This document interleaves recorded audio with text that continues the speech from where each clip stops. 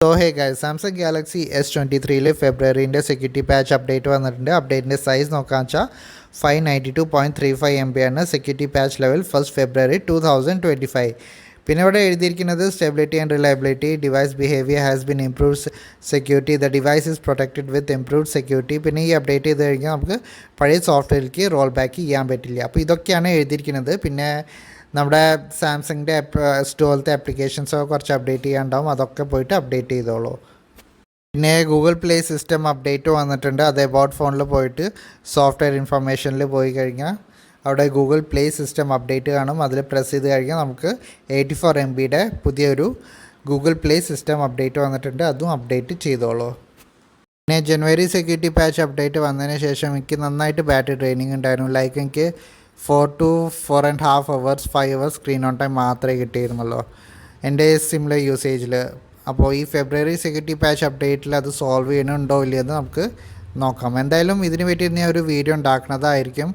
നന്നായിട്ടൊന്ന് യൂസ് ചെയ്ത് നോക്കിയിട്ട് ക്യാമറ എങ്ങനെയുണ്ട്, പെർഫോമൻസ് എങ്ങനെയുണ്ട്, ബാറ്ററി ലൈഫ് എങ്ങനെയുണ്ട്, ഹീറ്റിംഗ് ഇഷ്യൂ ഉണ്ട് എങ്ങനെയുണ്ട്. എന്തായാലും ഇപ്പോൾ ചൂടുകാലം തുടങ്ങിയല്ലോ, അപ്പോൾ എന്തായാലും ഹീറ്റിംഗ് ഇഷ്യൂ ഉണ്ടാവും. അപ്പോൾ അതിൻ്റെ അനുസരിച്ച് ബാറ്ററി ഡ്രെയിനിങ്ങും ഉണ്ടാവും. അപ്പോൾ എന്തായാലും ഒന്ന് ചെക്ക് ചെയ്ത് നോക്കാം ഇപ്പോൾ എത്രയാണ് ബാറ്ററി ഡ്രെയിനിങ് കാണാൻ കിട്ടുന്നത്, ഹീറ്റിംഗ് ഇഷ്യൂ വല്ലതും ഉണ്ടോ, അതേമാതിരി ക്യാമറയുടെ പെർഫോമൻസ് ഡൗൺഗ്രേഡ് ആയിട്ടുണ്ടോ, അതേമാതിരി പെർഫോമൻസ് ഓവറോൾ പെർഫോമൻസ് എങ്ങനെയുണ്ടോ ഒക്കെ ഞാൻ ഡീറ്റെയിൽ ആയിട്ടൊന്ന് ചെക്ക് ചെയ്തിട്ട് ഒരാഴ്ച കഴിഞ്ഞിട്ട് ഒരു വീഡിയോ ഇടുന്നതായിരിക്കും.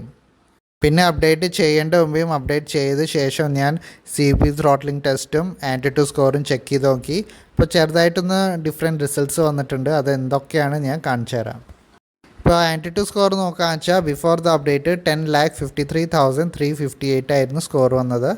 അതേമാതിരി അപ്ഡേറ്റ് ചെയ്തതിന് ശേഷം 10,54,464 ആണ് സ്കോർ കാണിക്കുന്നത്.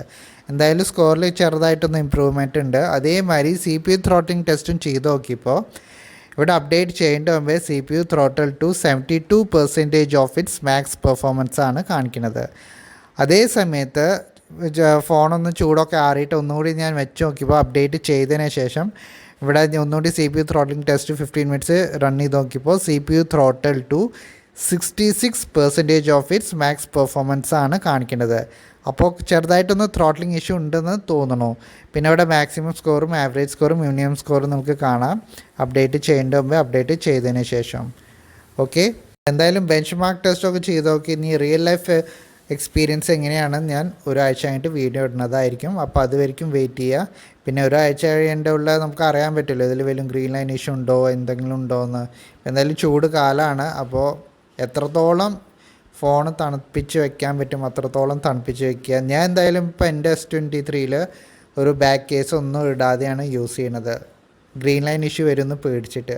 പിന്നെ ഹീറ്റ് ഡിസിപ്പേഷന് സ്ഥലം കിട്ടില്ലല്ലോ.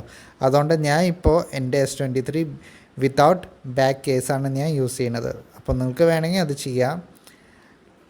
അപ്പോൾ ഇതായിരുന്നു ചെറിയൊരു വീഡിയോ. അപ്പോൾ നിങ്ങൾക്ക് ഈ വീഡിയോ കണ്ടിട്ട് യൂസ്ഫുൾ തോന്നുകയാണെങ്കിൽ ഈ വീഡിയോ ഒന്ന് ലൈക്ക് ചെയ്യുക, ഷെയർ ചെയ്യുക, സബ്സ്ക്രൈബ് ചെയ്യുക. താങ്ക്